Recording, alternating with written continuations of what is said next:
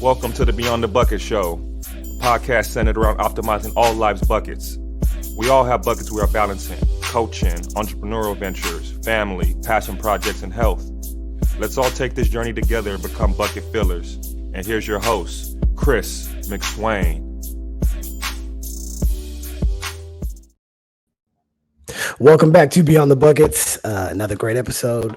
We've got my man Noah Stapes back in the building. What's up, dude? How are you doing? I'm doing good. Just ready to get to part two and discuss some more hoops and topics that we love to talk about off air and just get some of that out for other people to hear. Yeah, so I think it's very important for us to be introspective as basketball coaches. You were closer to playing than I am, obviously, but I think getting the player's perspective on just their experience when it comes to playing in a program. And you played for a couple of different programs in college, a couple of different coaches in college, a few different coaches in high school, AAU, club, all of that. And I want to know, dive deeper into that sort of thing, so it can help you as a coach now, but also help me and other coaches out there that are still doing it and still wanting to grow and get better. Because if I ask you to go make 300 jumpers a day, I better damn well be doing my job, whether that be watching extra film, whether that be talking to other coaches, whether that be, going to games or going to AAU, stuff like that, just being around the game.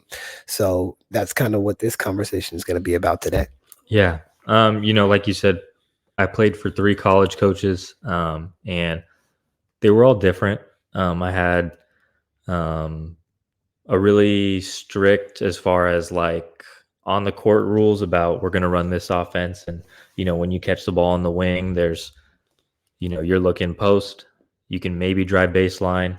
If not, you're swinging it back the other way and you're coming off a flex screen. And, if you catch and you don't do one of those things and you try and drive middle, one, that's not what the offense is designed to do. You're going to run into somebody who's, setting an up screen or something like that. Yep. But also it just kind of puts the rest of the team in a spin of, that's not what you're necessarily supposed to be doing. For sure. But I've also played in a system where it was, we're going to run an initial action and it's going to kind of devolve into, our best player is going to come set a ball screen, or we're going to throw it to him in the post, and then everyone kind of just flows and plays off that.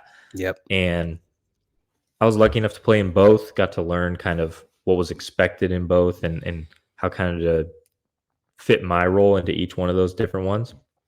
And I think what I would have taken from that as far as a player's perspective into now coaching is just that whatever the coach wants, I feel like if that can be outlined and everyone knows their role, that's the most important thing for me when I was playing. Was I don't care if my role is you're going to shoot corner threes on kickouts and offensive rebound and play defense, and that's it. At least I knew what my role was. Right. I was fortunate enough to never really be in the spot where I felt like a coach didn't define a role for me, or for pretty much everybody on our team. Yep. But I know guys who have played in systems that it was kind of just like, this is the offense we run, but if you're hitting your shots, you might stay in, you might come out, and you're not really going to know why and stuff like that. And that just kind of makes it, at least once you get to a higher level of basketball where everybody can pretty much hoop at a high level, that not having that reassurance can really, be detrimental to people's confidence. And someone shooting 30% from 3 versus 40% is the difference between them probably playing a lot and not really playing at all. No doubt. So I would say the clearly defined roles, I know coaching that we like to do that early on in the season, once, practices have gone for maybe a month or so before our real games start, trying to define those roles for those kids. Because, majority of guys, especially on high school teams that maybe were newer, we didn't have a single returning guy who got logged really varsity minutes the previous year. Everyone's like, well, there's no one with a role, so why can't I be the guy? Why can't I at least play, why can't I be a starter? Why can't I play 20, 30 minutes a night? And, having to define roles, I think, especially with a younger group is huge. more veteran groups, sometimes you get senior leaders that everyone kind of just falls into place. They know who's, sometimes you got guys set up where it's, we know this guy's going to take majority of our shots. This guy's the point guard. This guy's bringing the ball up. But that would be the main thing that I always really benefited from a lot in college that I think coaches now, I think a lot of people do it. But having a one-on-one or, coaches with player conversation about it and just being straight up, hey, right now you're the eighth guy. You're coming in and your job is probably to hit some shots and play some defense. But if you don't, we got other guys as well. And if you tell that guy that straight up early on, then you're going to get one of two reactions. You're going to get the kid who's going to work his tail off because he's like, well, I'm not stuck in that role. Yep. Or you're going to get the opposite, which then, maybe that wasn't, it's better to know than find out 15 games into the season that guy's not, built for it. No, I agree with that. And I like the honesty approach too. But what happens when you're not ready for that honesty? Especially as a young, let's just talk high school because we're both in high school. Yeah. But there were, those are harsh truths. And sometimes adults can't even really handle a straight conversation about something that is truthful. And I think back to a couple things that you said in the first podcast was, well, I never really played any defense, but when we would call you out about not playing defense, you would be like, yeah, I mean, remember one of our biggest confrontations that we had was we were running a 1-3-1 zone. And I'm like, oh, you didn't do something. And you're like, I was, because a lot of times you might not have that the self-awareness at that age. I think back to when I was in high school and, going into my junior year, two of my best friends from middle school transferring, and Ryan Legod was a phenomenal shooter. He was kind of like a JJ Redick in those times. And he was a better shooter than I was at that time. And that's why he came in and he started over people that were starting previously. And we didn't, this was my boy. So I wasn't really tripping off him starting because, like, honestly, he was better than me at that time. So I had the self-awareness to be like, I'm just going to show up every day. I'm going to make it really hard on him in practice because I'm more athletic. I play defense better. But he does one skill better than I can at this point. Now, if we got on the court now, he knows and I know.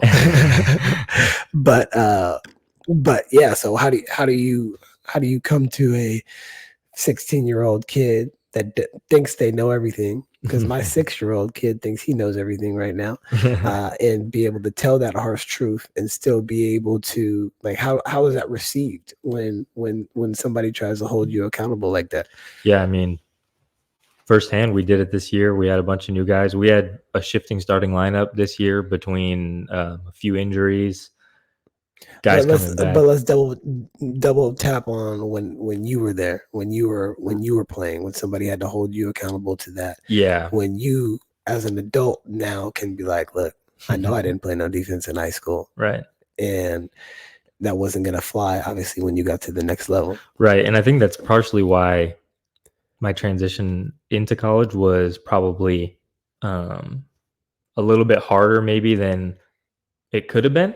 Yeah. Was in high school, it was at a point where stuff needed to be, pointed out, like you said, whether it's defensive stuff or just simple ball stuff, ball knowledge stuff, like IQ and stuff like that, that I felt like I had a pretty good grasp of the game. But obviously when you're in high school, you don't know what, right, compared to now and stuff. But I was in a situation in high school where I didn't have to change any of that stuff. I was never in a point until college where if I did not do what was asked of me on defense, that it was going to be like okay, well, you're just going to sit the whole second half because we're just going to play without you. That just wasn't. So I think that's partially what made my transition a little bit harder was That's a fair point. I mean, if you don't have somebody to come in and take your spot, why are you gonna go all out when you know? And so that's the difficult part with coaching, especially now since you're in that same position. It's like, all right, well, I know I don't have anybody better than this player. I know I can't fill that role with this player. What would get you to be able to do that? Like, if you can go back and tell your high school self that this was Motil trying to convince you to play the defense. And again, he can be like, in college, this isn't going to fly, but you don't know that yet because you're not there. So what would you have wanted to hear to make you more motivated to do those things? Even though there wasn't going to be somebody like knocking at your door to take that spot. Yeah. I think, to be honest, I think it's like a really tough question. I mean, when you're in high school, there's not much people can really tell you to change your mind when you are good at what you do and people are telling you you need to do this to be better. When you're sitting there like, well, I'm going to college to go play. Our team is really good. We don't lose many games at all. And that's kind of how I felt our whole team kind of was as well, was like, we had a weird dynamic of like certain guys we would almost just rely on certain guys to play super hard defense. And then I felt like I was playing hard defense. That's the other problem, was I don't think I was sitting there actively not playing hard defense like I'm going to save it for the offensive end. I don't think I was thinking that. I think it was a little bit of like, I would just be like, I'm going to guard this not as good guy, and I'm just going to gamble. And I didn't lead the team in steals that year because we had like Logan and Darius, but I had a ton of steals where I'm just gambling in the passing lane or leaving my guy open because he's not very good and just randomly going and doing whatever I wanted on defense. But it was also, I felt like it was probably hard for Motil because I'm also getting steals and going and scoring on the other end. We're up 20. Is he really going to not much to say about that as far as for him. But I think what I feel like would have hit for me personally would have been having a college player or coach come in and explain to me the level of what it takes to play in college. I remember when I went on my visit, I played in the open gym at Point Loma, and I was like, oh, every single dude is like a grown man, fast, strong. Like, I had to play like my absolute hardest to like keep guys in front and just play generic defense.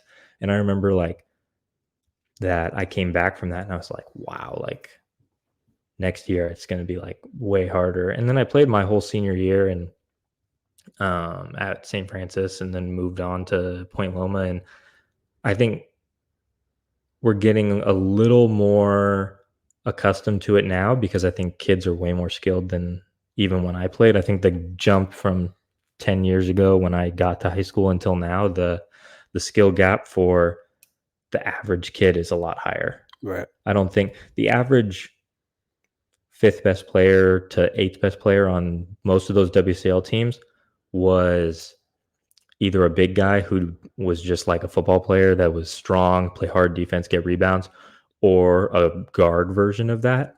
Now, like almost all your bench players now are just like shooters. Yeah. There's like, I mean, you might have one or two. Midi always has a couple like strong kids that come off the bench, and Sarah, but like I know this year, like we had some of our main guys, but all of our bench guys except one or two of our bigs, they're all just like shooters. Yeah. And it's like, you can't,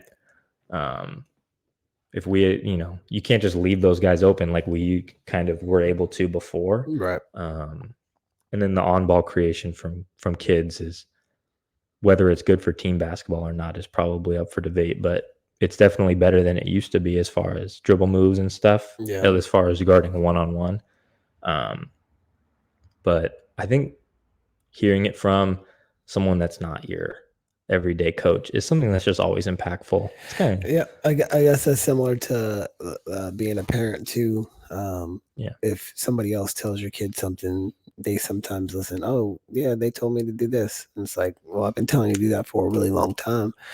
Um, and do you think like the mentality can be instilled in you, or is it just ingrained in you? Like, for instance, Logan and Darius, you mentioned them, their defensive tenacity. Was that just already in them, or was it built, or did they just get it somehow? I think Logan, it's 100% just in him. I mean, I think I saw Logan playing NJB basketball against my brother when he was like, they were like in third grade, and Logan was the same. Right. I think that's one. I didn't know Darius really until probably like 7th or 8th grade, but he's got that football mentality as well. Like that's what he ended up playing in college. And I think for them it was kind of built in. But I think it can be kind of taught, or more, not necessarily taught, but like almost like just pounded into your brain for so many years in a row that like, yeah, I think it can be learned. I think I kind of got that way in college, as far as like, I don't know if necessarily it was because of like, I got, I fell in love with defense. Like that's definitely not the case. But I think it just got pounded into my brain, and it was like, you will not play. So you're obviously very, very competitive, but would you call yourself, like, I would call Logan a dog, I would call Darius a dog. Would you call yourself a dog when you were in high school? I would, yeah. I think that term. And was it a dog because of just competitive, how much you wanted to win? I think so. Yeah. I think it was more of like a. I always felt like that when we were playing the best teams and the stuff got tough. I think back to, I always felt like I would raise my level and play better against better teams. And I think that kind of goes with it. I feel like I think Curtis was the same way. But Curtis also wasn't a big fan of defense, and I don't think he was. That's not his like personality. He's very laid back and cool, but like on the basketball court, like he's a dog. Like especially when we play Sarah. So I think there's different type of dogs, right. And Philip, make sure you clip this. He does all the marketing for all this stuff, but there's two types of dogs, right? There's the dogs of like Kobe and Jordan, Tom Brady. I would even put Patrick Mahomes and things like that. LeBron is still a dog, but not in the same way. He does it a little bit differently. Same thing with Magic Johnson. I think they do it in a different way. They're more complimentary with everybody around them. And like Luka, I don't think he plays defense the way like a dog, quote unquote dog would, but when you see him on the court, like he's so competitive, he wants to win so bad. I think that's where you are too. You're very, very competitive. I'm very, very competitive. I probably played harder defense, but you are a better offensive player, definitely, than me. And I think the only times we ever had any issues were when we lost, and that was because you were competitive and you wanted to win. And so I heard this recently in talking with one of my buddies, and he talked about, because his son and his daughter, they're at two different age things, and they're playing softball and basketball and the whole deal. And he was like, girls, they need to have fun to win. Girls need to have fun so they can win, and boys need to win to have fun. And so I thought that was a very, when you were speaking about that, just thinking about looking up at some of your old top flight photos, and didn't lose many games back then. That was the case. You guys had fun because you won. And girls, now that I've been coaching girls for the last 11 years, I can say that they need to have fun first and then be able to win. And I think, combining those two things is very important. But how do you maximize that? And so, like, talk about experience now. What kind of experience do you want to have? And you've had the luxury of playing in very successful programs. your whole time playing basketball. It hasn't been too many like losing seasons for you. Same thing as when I was growing up. I never lost a whole lot. When you did, you obviously learned from it. And even as a coach, I've only had one losing season as a head varsity coach, which stings me to this day. Like I can't stand it. I think about that every single day until we start playing next year. But there's like a fine line, because if you ask, you know me now, you'd be like, wow, you're getting softer. Well, I think I'm getting wiser, because I'm trying to do it in a different way, motivated in a different way. I'm not trying to scare anybody to do anything. I don't think you can get kids to do something that they don't want to do now. Like they have to want it, but obviously they're going to need some sort of push. What are your thoughts on just experience? How hard can you get at these kids? And most of them aren't going to be going to college. Even on your team, it's going to be a couple kids that go to college. It's not going to, if 12 kids are on the team, maybe 3 of them end up playing at the next level. So you have to balance those two things, and you have to get them to play extremely hard. But what does that look like for their experience? And maybe you could talk about your personal experience too, on all that. Yeah. I'll start with, as far as what I've learned the last 2 years coaching, that, everyone kind of lately has been talking about just the shift in, like you said, the shift in basically the younger generation of today and how they operate, how they need to be motivated in different ways and stuff. And I think it's totally true. I mean, we had a rough year this year, and I felt like there was no way that we were going to have a fun year.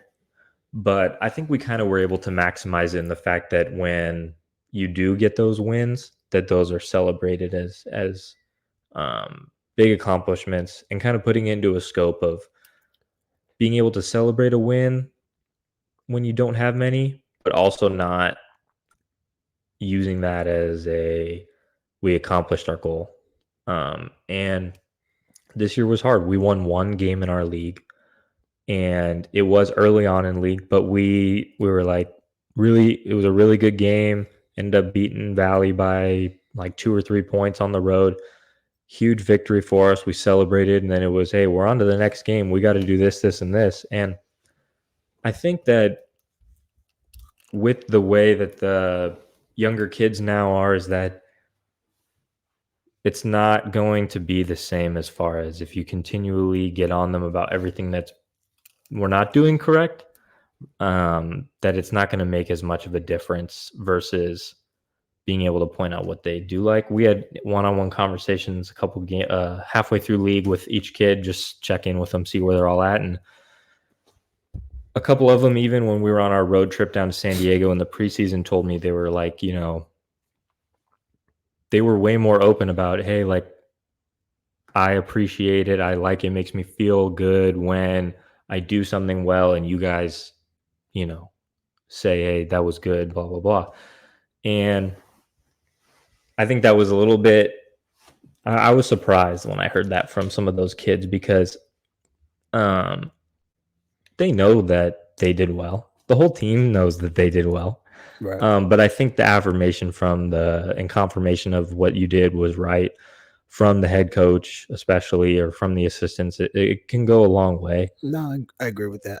And I think that sometimes you just want to be told you're doing a good job. Yeah. If Maddie and I went out yesterday, and like, she's like, baby, you look good today. I'm like, thank you. I knew I looked good. At the same time, it does feel good when you say it. And, we had a talk. I was like, I think it was like the beginning of the year. I was like, what can I do? What can I do better? She's like, just tell me I'm pretty more. Like, just simple. I'm like, what? I thought I did that. Yeah. But it's the same thing as in coaching. We're so focused on the things that we have to improve on, or they're not doing well, and we forget to tell them, like, man, you're a really good shooter. Shoot the ball every single time. When you get it. I don't care if you go 0 for 10. The next one is always going to go in. So yeah, I think the positive affirmations are important. And I think, just in leadership positions in general, like tell people that they're doing a good job. Your assistant coaches, if Rodney likes what you're doing, like, hey, no, great job. And you can have a huge impact. You might even be able to say this, your assistant coaches along the way have you've probably been closer with them. I don't want to speak for you on that, but because they don't have to be the ones to hold you accountable all the time. They can be like the cool uncle where you're having conversations with them and they're texting you and things like that. I know so many. I'm very grateful for the assistants that I have because they do a lot of work behind the scenes, because sometimes they don't want to come to the head coach directly and have this sort of conversation or things like that. So yeah, I don't know about you. No, for sure. I think it's just a natural thing, like you said, to be, especially in college, you're just closer to your assistant coaches. Just head coach in college sports is, it's an interesting role that now being out of college, I had lunch actually with my old Monterey head coach a couple weeks ago, and I had asked him a couple things. Isaac? Yeah, Isaac. Had lunch with him and stuff, and I asked him a couple things. And I'm definitely closest with him out of my 3 head coaches, but I was like 24 playing for him. And it was a 1-year grad transfer, which is just a different relationship. I came in as a full grown, 6th-year basketball player, and he knew that and we had a different relationship. But the head coach job. What did you learn now that you can look back on that, all the stuff that coaches actually do? It's crazy. It's a lot, man. Like the fact that when we were on the road in college and we finished our game, just say we played, I remember I'm thinking, you play on the road and you blow a game to someone you should beat for sure. Yep. Then your assistant coach takes all of your jerseys and he washes them all in the hotel. He's clipping up film of the game you just played. He's watching that back. Probably the head coach has already watched it once or twice. He's clipping everything for when you get back from your road trip to be like, this is what we did wrong in our game on Thursday. He's also setting up film for, it's Thursday night. You're watching film Friday morning before shoot around or before practice for your game Saturday. He's clipping all that together. He's getting all of it put out on pieces of paper to hand out to every kid. He's figuring out with us at Monterey, we had 1 assistant. We didn't have enough money for 2. We had 1 assistant. So then he's also getting dinner for all of the team. He's figuring it out. And a lot of times that's all happening. And I remember I'm sitting there going, man, this is a lot for 1 assistant. But what's crazy is even if you have 2, it's like those jobs split between 2 guys. They might switch off scouts or something like that. But bed checks, doing all this stuff, because the head coach isn't going to do any of that stuff. The head coach has way more stuff to worry about. Right. He's worried about the state of the entire team, how we're attacking the next game plan, how we're doing all this, what rotation tweaks you might have to deal with. And we even had road trips where, guys are injured. Yep. And he's trying to figure out treatment plan. Who can play when? How many minutes is this guy available tomorrow? Mm-hmm. And I don't know. I never really was a part of a team that had issues on the road, but sometimes it's college kids. They're just who's in charge of these kids on the road. You got bed checks at 11 p.m. But I've heard stories from other teams where they find kids out 3 a.m. One of the assistants, he can't sleep, so he walks down to the convenience store at 3 to grab himself a water or whatever, and he sees 3 of his players and he's like, what are you doing? We have a game tomorrow and it's 3 a.m. Yep. And they're 3 starters. Yeah. And it's like, do you wake up the head coach at 3 and tell him that? No. Do you tell him in the morning when he's game planning and you're going to practice? I guess. And then you walk it, I hear stories about that from guys. I heard it from a guy who's like a walk-on and he's like, yeah. And then, I'm a walk-on who's in bed at 10. I show up at practice the next day and coach is pissed off at us and I'm just trying to do what I can as a walk-on. Yeah. So that's the amount of work that goes on behind the scenes when you're a player that you don't even know about is it's remarkable. But kind of the crossover where you get the assistant coaches is you're going to their room they text you, hey, we got waters, we got fruit, we got bars. Come to my room, grab it. You grab it. I would play cards every day on the road. I would play cards. Me and Tanner Nelson would room together at Point Loma for 2 years. And we would play cards with our 2 assistants, Coach Korn and Coach Furman. Like we have a national championship game that starts at 2 p.m. We got breakfast at 9 and all this other stuff. We played cards right after breakfast for an hour. And it was like, we're not going to change our routine. But, the countless games of spades we played out there, and that kind of stuff that your head coach isn't playing cards with you. He's got other stuff to do. No time to do that. Yeah. And running especially the Division twos, the JCs, all those type of jobs are difficult because you don't have the staff and the resources to be able to do all that stuff. At the Division I level, you got 5 coaches, you got an ops guy, and the ops guy does a lot. Coop was an ops guy at San Jose State, and Colin was an ops guy a couple different stops, and the things that they do is crazy, but the amount of connections that you can make by doing those jobs is significant.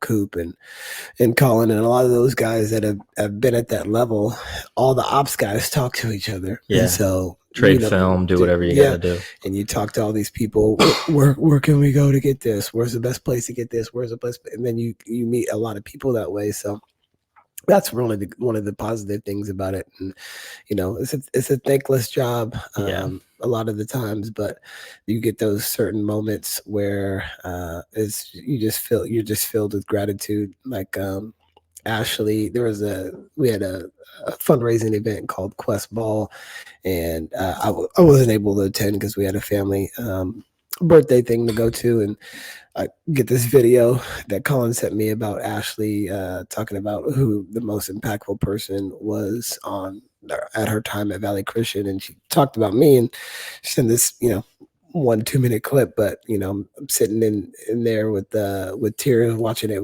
with Maddie and the kids this morning, because you don't get to hear that a whole lot, and you hear it later. But she graduated in 16, same as me, same as you. So like you said, 10 years removed from like starting high school and going through this whole process. And no, she didn't like me every single day during that. She she worked really hard and stuff like that, but and you got to try to hold them accountable. But those are the moments where you're like, okay, cool. We are doing the right thing. We are on the right path. And not everybody is going to like it, and it's not for everybody. But the people that can actually get through it, you'll see on the other side that this was worth it in the very end.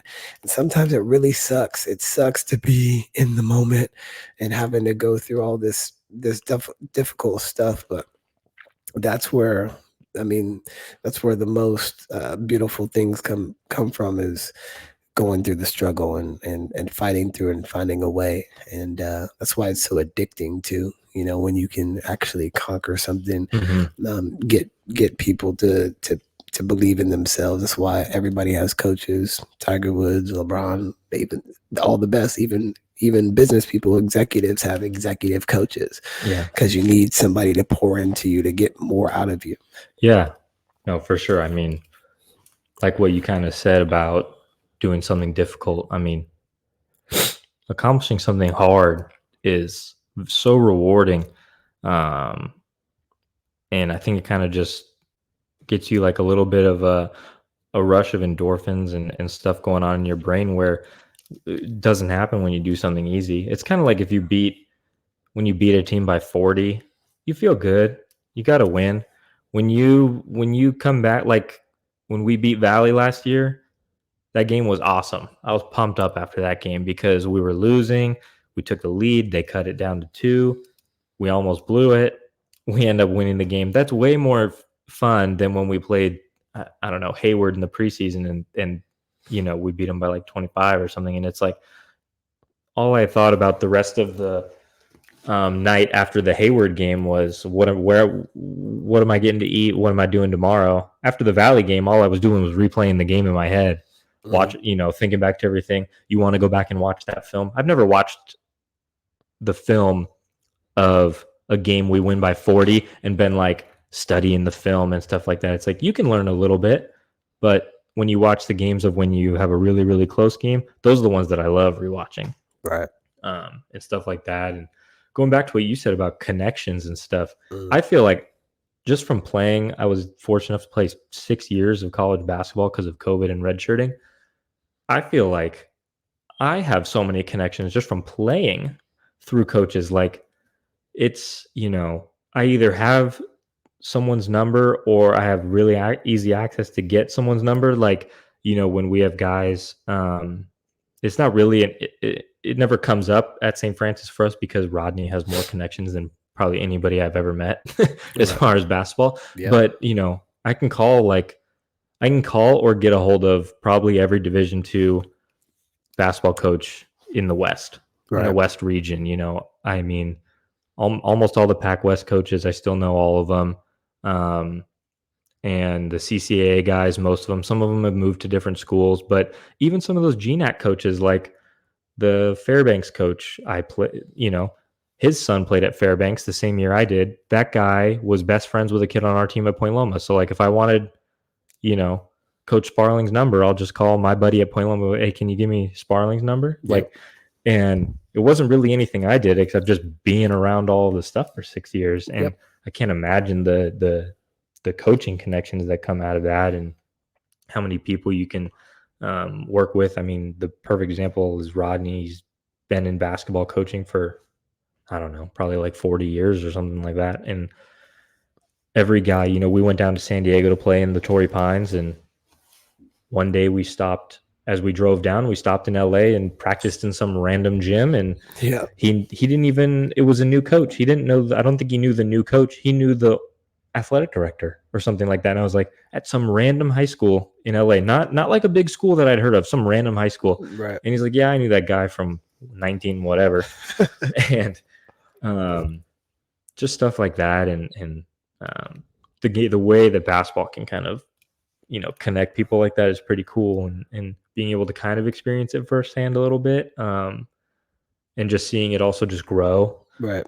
And go from there. And I also have a weird going from playing in the WCL to now coaching in it too. It's like, now I shake hands and talk to Chuck Rapp before every Sarah game and Kennedy, and it's the same guys that coached there before when I played. And it must be probably weird for them a little bit too. I'm sure they've seen it enough times of guys that they used to coach against that are coaching now, but definitely weird for me because those guys were like, the legendary Sarah coach, the huge MIDI coach that's won 2 state titles. And so it is weird to kind of walk around and talk to them like, somewhat equals in the same, we're both coaching our teams and stuff, but it's cool. I like the relationship you have with with them and stuff. And it's interesting to see how the bridge from one to the other, because I feel like it was so recent that I was playing in that league against all those guys,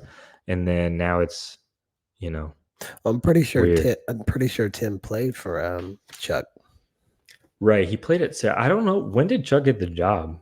I don't know. I feel like he's been there a long time. I feel like he's been there a really long time too. Kennedy's. I'm pretty sure he was there when I was in high school. I don't know, but Kennedy, sure. I think, is a little older than you. Yeah, Kennedy's older than I am. He's like 2-time WCL Player of the Year, I think. He was, yeah. And played at LMU. And depending how old he is, I mean, Rodney coached at LMU. I don't think they overlapped, but it was probably close because Rodney coached at LMU in I want to say 05. Yeah. So probably didn't overlap, but Tim's probably late 40s. Yeah, he can still hoop too. Yeah. I haven't seen him hoop, but I heard he can hoop. Obviously, he's tall. So when I was in college, granted, this is probably 5 years ago, but when I was in college, I would go back to open gyms and just play wherever. And my best friend, Owen Brown, who you've had on the pod, he's an assistant at USF for the women's team now. he played at Midi, so we would play at the park, do whatever, but he would bring me to the Midi Open gyms. And Kennedy was obviously super cool about it. He's just whatever. But Kennedy would play sometimes, and just not a lot, but he'd randomly play. And like I was like, oh, and he would just like he was better than all the high schoolers still for sure. Right. Up there with all of the graduated guys. He was legit. Yep. He'll be coming on the podcast soon. Oh, nice. So that'll be a good one. He's coaching his son's, I think, in 6th grade. Oh, really? Yeah. So he's got his son's group, 5th or 6th grade. They're on their way up. So yeah, it'll be interesting. But there's a lot of ex players in the league that are assistant coaches and probably eventually head coaches at some point in time. You know, Ashley, she played with me. Levon played with me. Eshoff, he played at Valley. So those, and Miles. So basically my whole staff, but all me, all went to Valley and graduated from Valley and played at Valley. Yeah. And then, you know, Jamon obviously played at Bellarmine. Alex started at Bellarmine. He graduated from Lee, but he started at Bellarmine. I think Joey Curtin played at Reardon. Joey went to Reardon and played at Reardon. We were talking about that on the podcast. We played them. Oh no, we didn't play them. They were we were like the 2 and 3 seeds, I think, that year in CCS. Their assistant played there too.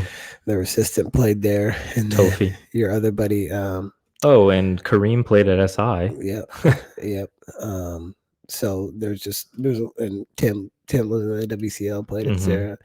I assume his brother played at Sarah. Probably. I mean, yeah. CJ, their other assistant, Chris Jackson, CJ played it. He was a star point guard with Drew Gordon back in the day. I used to watch him throw lobs off the glass to Drew Gordon. CJ and Maxine, his kid Carter and my daughter on the same t-ball team. Oh, really? Yep. So I see him every Saturday morning, and we're just like, why is the practice 1 hour and then the game 1 hour? But they cut it down. Actually, that was like the best thing that they did was cut the practice to 30 minutes and and then the games are only 3 innings. So hour practice for t-ball. What do they practice? I mean, you can technically practice everything, but at the same time, you can't really practice anything. You can't practice anything. There's no practice that is being taking place. I mean, they can't play catch just yet. Yeah. They can kind of hit off the tees, but yeah, it's just, hey, do this. It's basically daycare for 2 hours on a Saturday morning. Get to have fun. But you know, when they get older, it's funner. They can play. You know, we're on the machine pitch for CJ and stuff like that. So Chris Jackson went to Campbell Middle School. He's my dad's student. That's way back in the day, though. And my wife was your dad's student too. Probably around the same. CJ might. I don't know how old CJ is. I think Maddie's older. Yeah, because he was playing with Drew, and they're probably like. Maddie graduated in 05. Oh yeah, I would say CJ's more like 09.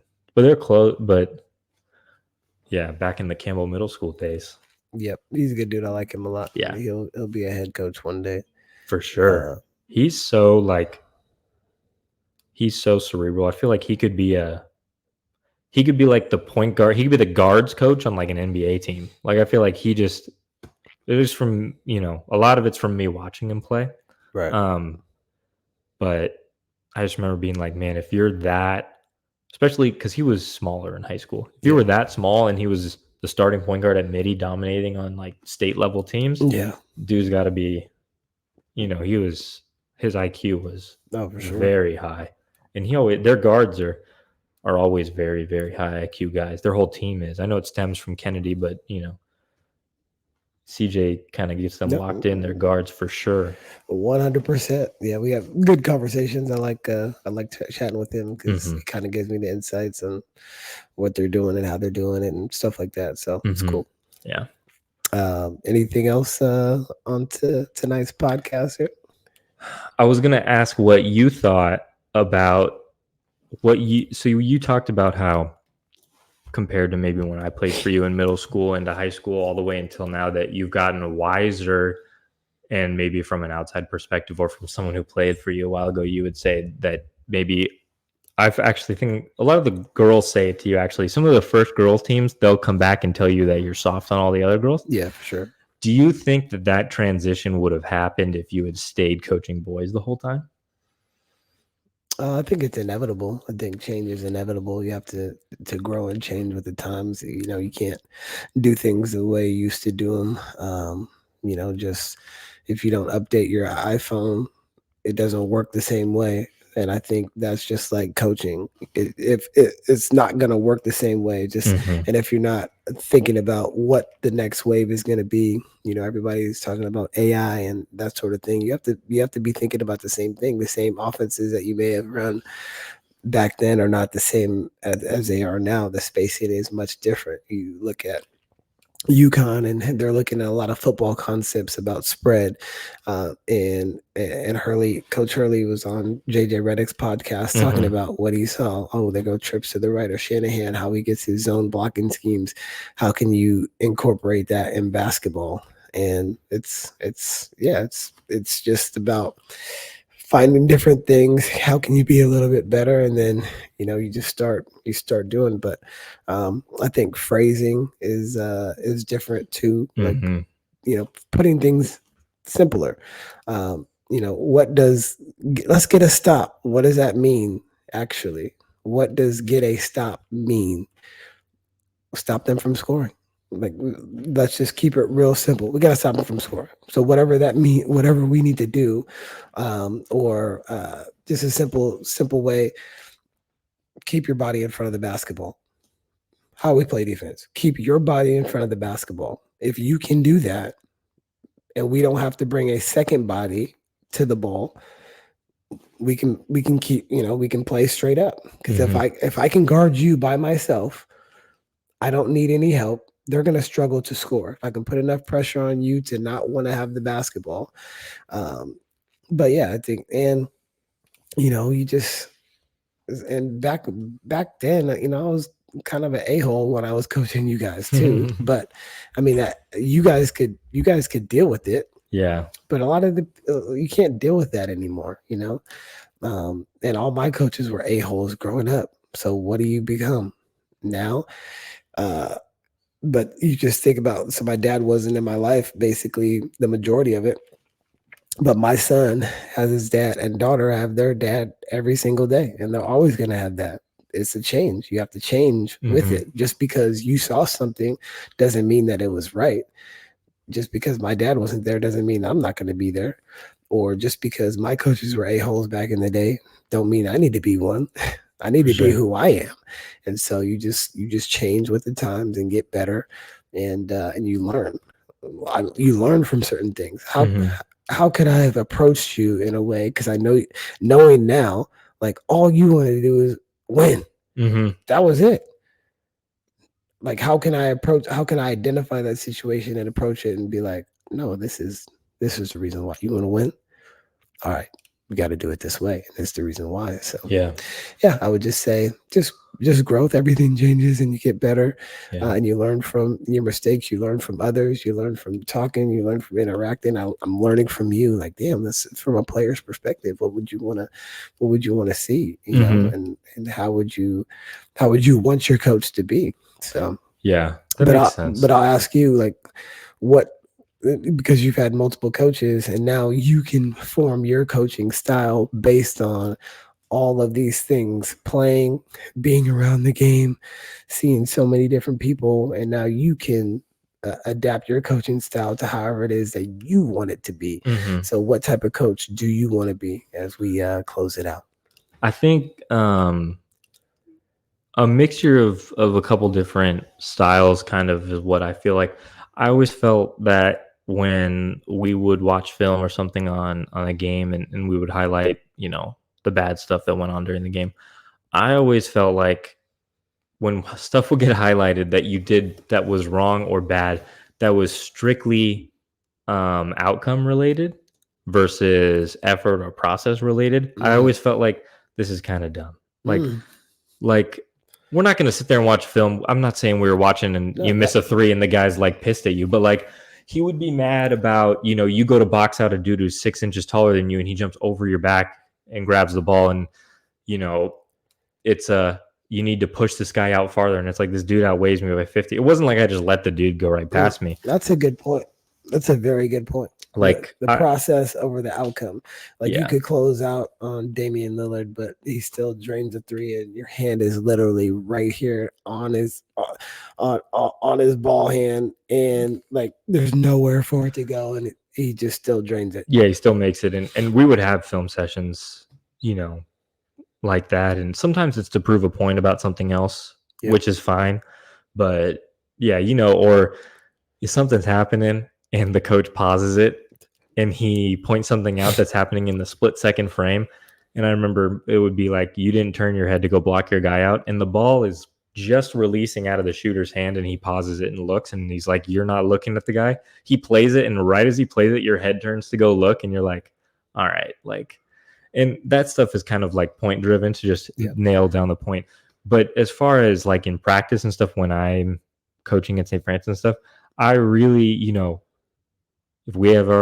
if people are smoking layups and stuff, it's like, I can't, if it's a good take and he's not out of control or something, he's just missing layups. Right. I've played for coaches that where it's, that can be, once you get to higher levels, that can also kind of be considered a problem. But where stuff like that gets highlighted versus we're running our offense and the guy catches, turns, and just immediately throws and swings into a ball screen when he doesn't even look first. He just throws it to a turnover. That's the kind of stuff where I feel like being able to get on kids about stuff like you're not doing what we say, catch the ball, look at the hoop first, then look, then pass. And we have, guys will turn and just throw it. And that kind of stuff is where I feel like that's where you need to really put your effort towards is the mental side of the game and stuff. Because I feel like if you win the mental battle of the game, if the physical is even close, you're going to win the whole thing. Right. You can, there were spurts this year where, we played on the road against Reardon at the end of the year. They were beating us by like 4 at halftime.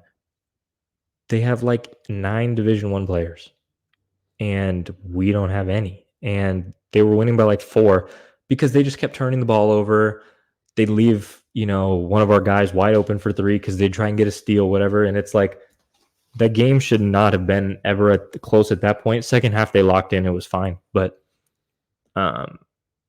that's where I think most of my effort as a coach wants to go toward is the mental aspect of the game and figuring out ways to improve the team in those aspects.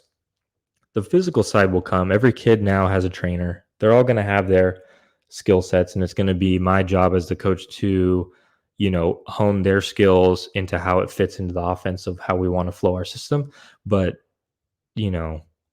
super smart cerebral teams, they win a lot of games. And they win a lot of games they necessarily shouldn't win. Yep. I don't know exactly the whole stats, but I think Midi has, I don't know, open division started. There's probably been 12 open division titles, something like that, between 10 and 12. I think Midi's won about half of them. And they've had the most talented team maybe twice. I think the first year when Aaron Gordon, they had the best team, obviously. Right. They had the best team the following year. My sophomore year, they had Connor and Matt and Ben Cohn. But other than that, they've won a couple. They beat Bellarmine, an undefeated team, go through league. Peterson hit that 3 in the corner. Yeah. Kyle hit the 3 to win it. That team wasn't more talented than Bellarmine's team that had Jake Wojcik and Stubblefield, and I want to say Angelo Athens was a senior. Mm-hmm. And like they have not. Well, Sarah beat you guys. Well, they shouldn't have beat you. Yeah, it was we had beaten them twice already, and there was some stuff and crucial call at the end of the game. You guys weren't undefeated that year, right? No, that was No, we went 11-3 that year. No, the year we went undefeated, we won. We won it all. Well, I know you won that one, but I thought you went undefeated twice. No. Bellarmine went undefeated twice. No, it was back to back. We went undefeated, and won CCS. Then the following year, Bellarmine went undefeated, but lost in the final. Got it. And then Reardon went undefeated this year and won CCS, and they're the only team to do that other than us. But yeah, the previous year we had won league. We won league my junior year and lost in the final, and we lost like 40-38 or something. It was like a super low scoring, hard-nosed game that, Sarah out executed us probably at the end of the game. I remember getting beat on a back cut at least twice, like me personally, and I know it happened to a couple other people too. And it was stuff like that where like they could not score on us, and they probably had 10 points off of just back cuts or people falling asleep, and we worked for every point against them. But I mean, it's the same teams that are always winning Open Division CCS. The same teams are in it every year. It's Middy's in the hunt. Middy was in the final this year again. Sarah was in the final last year with they were, I think they took fourth in league. They were like Sacred Heart was the 7th seed. Yeah, Sacred Heart. They won. But they won. Now you want to talk about dogs. Those two kids were dogs. Yeah, RL and Jerry Mixon. I mean, those kids are dogs. They were straight they were they're both college football players now. So they were like, it was I think they also had the mindset of like, this isn't my main sport. So like, I'm going all out. Yeah. And if I lose, I lose. And if they're not worried about who's watching me play. Like, this is their second sport. They're not out there to show everyone they're great basketball players. They're out there to win. I saw Mixon drop 40 when I was announcing the game at Valley. Really? Yeah.